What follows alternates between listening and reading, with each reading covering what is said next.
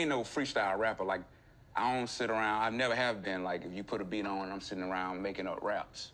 Like, I'm a writer. Right, so me this too. is the most free I've ever been. Like, This has to be my favorite interview over the last couple years. Andre 3000 along with Jay-Z and Pac were my favorite rappers growing up.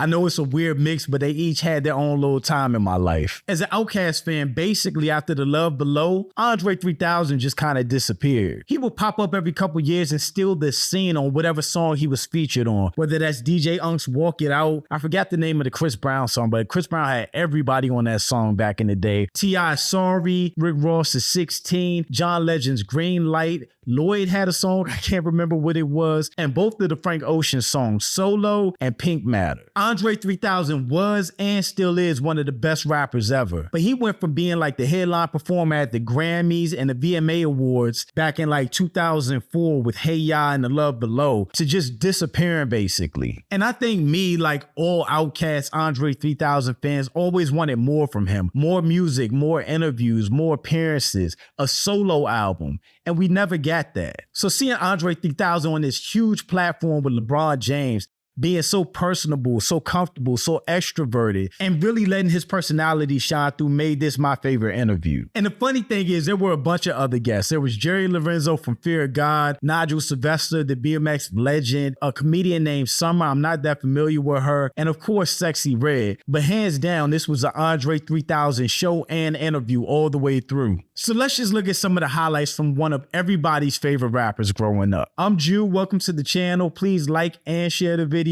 Don't forget to sub. Now, let's get into it. they addressing you. They call me sexy. You gonna hear all them say sexy. Okay, what if I say Red? I'm gonna be like mad, but like I go by sexy. Okay, all right, sexy. Okay. No. I do gotta say, I'm not a fan of Sexyy Red or her whole hyper ratchet persona, but I did really like her in this interview. She came across personable and humble and kind of cool. So it's good to see her and Andre 3000 kind of bounce off of each other and go back and forth, and him as an elder statesman kind of sharing knowledge with her as the interview goes along. We got 3 stacks on the flute. Yeah. Well, I mean, I listened to the album a few times. Okay. You know, so I just went in just like on some vibe. I want to just feel the vibration. And he a funny too. I ain't know how funny he is. After he get done with his setting, he just get popping off talking like, "Hey, I ain't about to be here rapping. So if that's what y'all looking for, y'all go ahead and get him out of here." I be trying to defuse it, because like, I don't want people to think, you know, I love jazz music, you know, but I don't want people to be thinking that I'm trying to be a jazz musician. I don't take myself that serious as jazz musicians now. Like, jazz is a studied music. Like, I don't know what notes I'm playing, to be completely honest. So I ain't trying to pretend like, you know, I know what I'm doing in a way. It's something you want to do, so it don't matter. Yeah, and I get real enjoyment out of it, and people do Right. as well. It's really the free, Yeah. because I ain't no freestyle rapper. Like, I don't sit around, I never have been, like, if you put a beat on and I'm sitting around making up raps. Like, I'm a writer. Right, me So this too. is the most free I've ever been. Like, Bruh, Andre 3000 saying I'm a writer and Sexyy Red saying me too is crazy work. I'm not knocking Sexyy Red for her pen. It's good that she writes and all of that. I think we can all agree it's levels to writing and lyricism when it comes to rap music. Booty Hole Brown and Andre 3000's worst verse don't belong in the same sentence or category. It's just crazy. And honestly, this conversation is a definition of it being levels when it comes to rap music and lyricists. I think nowadays music is just at a much lower level when it comes to lyrics or lyricists or messages in music, as opposed to 20, 25, 15 years ago when it was a lot about the lyrics, the messaging, what you were trying to get across. But nowadays, a lot of music is just fun. The beat knocks, it just flows, and that's cool. I mean, there's nothing wrong with that. But it just blows my mind. Sexy said me too when Andre 3000 is talking about writing music. I will say to any artist, though, too, like, don't just listen to the genre that you in. Nah, I don't. Because, like, what expounds or makes a genre better is things coming outside of it, getting into it. When you say I listen to everything, like, that's one thing about Outkast. Like, we was just, me and Big listen to everything. At a certain point, we felt like we can do everything because we listen to everything. That's so how I feel. Where'd you get the confidence, not only like musically, but also from a fashion style? Like, I think of like Hey Ya, I think of like the outfit. Like, where'd that confidence come from early in your career? Over time, my influences from, once I started producing on the second album, You know, I'm buying records and I'm looking at the back of albums, looking at all the groups that I'm into, looking at Parliament Funkadelic, looking at Sly Stone, looking at those players. And I started to notice the people that I was attracted to. And I was like, that's who I want to be like, you know? So a lot of my heroes, from Prince to Sly, that's all in me, like punk artists. I always went to like who looked like they having the most fun, telling the most truth. And honestly, man, my crew, man, like, and we developed our own lingo, our own slang, our own look, and you build confidence in your crew where you don't give what nobody outside that say. And it's kind of like, once you get that kind of power, you take it out in the world. And so your crew make you harder. Honestly, I know fans love Andre 3000, but I really don't think he gets the credit he deserves when it comes to like the evolution of what rap can look like. Of course, we got the Pharrells and the Kanyes, but I don't think we saw anyone evolve more over their career more than Andre 3000. He went from being a Southern player, just looking like an Atlanta dude back in the day, to wearing the turban, like the whole alien vibe, to Quimini, where they were wearing like the big shoulder pads during like the whole Rosa Parks era song, to Stank Onya, where him and Big Boy were both like perming their hair, looking like rock stars, to A Love Below, where he had the whole preppy vibe. I mean, he literally evolved from album to album to album. And I think to do that took a lot of bravery on his part, because I do remember even in certain songs, he was talking about people questioning his sexuality back then. I can't remember what song he said it, but he was like, what's up with Andre? Is he on drugs? Is he gay? Like, people were really questioning his manhood just because he wasn't dressing like the 90s rapper or the down south rapper, and he was evolving in and of himself. Again, I just don't think Andre gets the credit he deserves for pushing rap forward even more than it would have been if there was no Outkast. I'm from New York. Hearing these stories about Dungeon Family, hearing you at 16, and then remembering the South got something to say. It was not planned. It looked brave, but I was nervous as a mother. I was just angry, man, because like we in New York and we love New York. We grew up on all New York music, man. And when they announced, I think the award was Best New Artist or something like that. Yeah. Opened the envelope. So Best New Artist is Outkast? Like they read it like that. Yeah. So we were angry, like with Dungeon, whole crew there, man. Like, and I was just angry, man. Like, I don't know, it just came out, and I just said it. Like, What you say? I said the South got something to say. You should watch this video. Yeah, I don't even remember the whole thing, but we're hating on the South at that point. You know what I mean? The South got something to say was such a huge moment, especially back then when it was just East Coast and West Coast and nothing in between. But it's like this, though. I'm tired of folks, you know what I'm saying? Them closed-minded folks, you know what I'm saying? It's like we got a demo tape and nobody want to hear, but it's like this, the South got something to say. That's all I got to say. But just like everybody remembers the Suge Knight moment.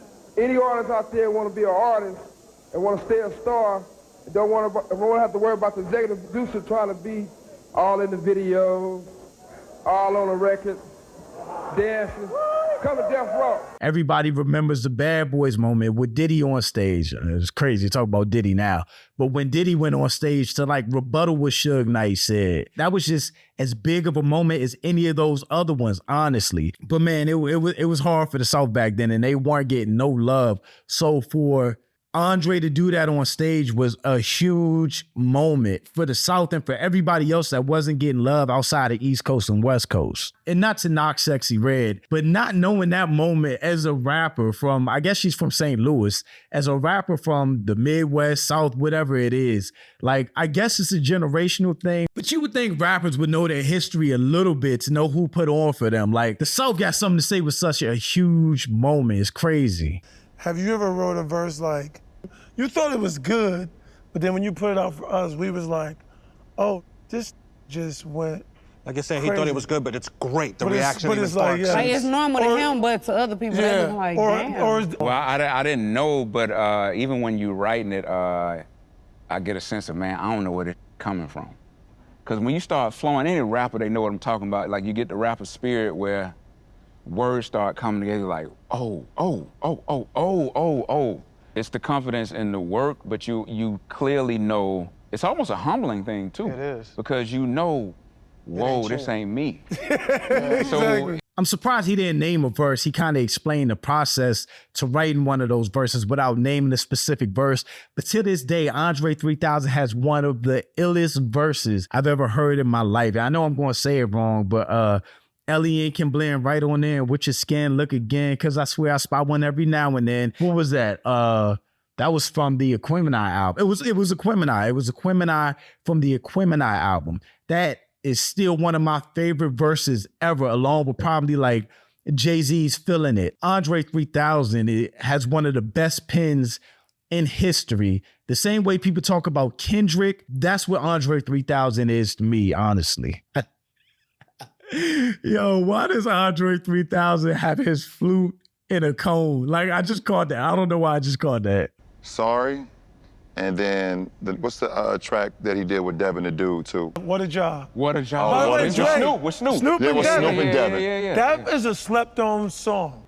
What's crazy, a lot of people don't know that Devin the Dude was very inspirational when we were kids, because he was in a group called Odd Squad. If you don't know Devin the Dude, old Devin the Dude, I grew up off Devin the Dude too. Go listen to The Dude, I think Just Trying to Live and To the Extreme, like his first 3 albums, but the intro to The Dude, the voicemail, go listen to that. Go listen to that album. I still love that album to this day. Like, so happy that he reached out for me to get on What a Job, because I was like, man, you don't understand how much me and Big like used to listen to Odd Squad. Sorry verse, it feels like therapeutic for you a bit. Like you're is. saying some. For me, like as a rapper, man, I grew up in the most effective rappers. They talked about real in their life. And so when I became a rapper, that's kind of what I wanted to do. So them verses be real for me. I be wanting to like, to connect with people, you know what I mean? Like hit them. The 3 rappers I said at the beginning of this being my favorite rappers that I grew up to and still my favorites to this day, Pac, Hove, and Andre all did that. They were really genuine, talking specifically about their experiences, what they were going through. Especially if you go back to Jay-Z's Reasonable Doubt, my God, like you feel like you're riding along with Hove in the car going through everything he's going through. Pac's whole everything, the way he delivered verses, what he talked about, the struggle, everything. I listen to Pac in some of my hardest times. Me Against the World, if I'm going through something, I put on that album and it picks me up. And of course, Andre 3000 gives a different side of that too. What he's feeling, what he's dealing with, and what he's going through. The best rappers are talking about stuff that's relevant to them, their experiences, and what they're going through. The UGK verse. Oh, of course. Oh, Which so good. to this day gets played at weddings. Oh, yeah, for sure. First of all, at Draymond's wedding, we went crazy. That was like the entrance. To, Yeah, that was like, the entrance. So Draymond Green got married, I did and that not was know their that. entrance. That was the That's entrance. hard, They walked man. into that. My shoes never let Yeah. Right. Rest in peace, Pimp, but I got a story about that. Pimp was so mad at me because they sent the beat and I, wrote my verse, put my verse down, and I took the beat out for me to rap. When I sent it back to them, Pimp was like, man, this motherfucker don't goddamn, this don't goddamn take my beat out. Like, who the you think he is? He was really mad at the choice that I made. I don't know if it was Bun or somebody. They were like, no, but you understand, when that beat dropped, though. So it worked, and once he got there, he was like, okay. Andre 3000 could easily have been the best rapper in history. I really feel like he suffers from analysis paralysis, wanting to make sure he gets his words and everything he's thinking and feeling across in the right way. And if it's not perfect to him, he won't put it out. We had LL on the show, he was like, I'm about to put out another album. Yeah. And we started talking about you. I don't know if you saw it, but we started talking. Of course I saw it. Of course, we started talking about you. And he was like, Dad, I want to hear Dre rap. Yeah, and to me, like, I feel like, so I'm like, if it's in you, you should rap until you die. You should perform until you die, like. Right. But what I'm saying is, what it takes for me to do it, I'm always looking for the next. Of course I have things to say now, but if I can't say them in a fresh, innovative way, like if I feel like I'm just hanging on to something, a same flow that I used to do, or then it's not enough for me. I think me, like all fans, want a solo Andre 3000 album. I know we got The Love Below, but even that was like 2004, 2003, something like that. That wasn't like prime Andre 3000 rapping. He was kind of on his singing kick, doing other things. I've made my own mixes with all the Andre 3000 verses and guest features to kind of make my own album. And I don't ever think we'll get it, but I really want an Andre 3000 album. Fuck the flute. But either way, it's good to see Andre 3000 out about, feeling comfortable, doing interviews with people in the culture that actually revere, respect and love him and his music. And hopefully we get more interviews out of him. But man, this is like one interview I really loved all the way through. I'm happy we got it. I'm happy he's doing well, and I'm glad we got to see it. But thanks for watching. Y'all let me know what you think in the comments. Where do you rank Andre 3000 on your rappers list? Is he top 10, top 5 for you? Like, where do you put Andre 3000? Also, if you want to become a channel member, click the join button below. Make sure you check out the next video, and I'll catch you next time. Peace.